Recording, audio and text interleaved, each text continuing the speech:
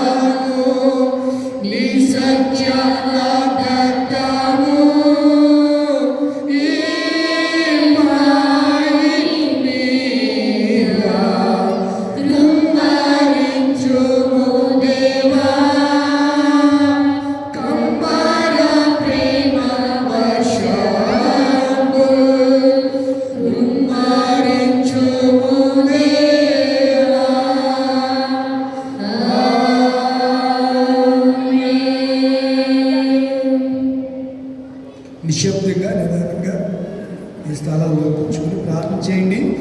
మీ అందకు పలహారం తీసుకుని వస్తారు సంఘ పెద్దలు ముందుకండి.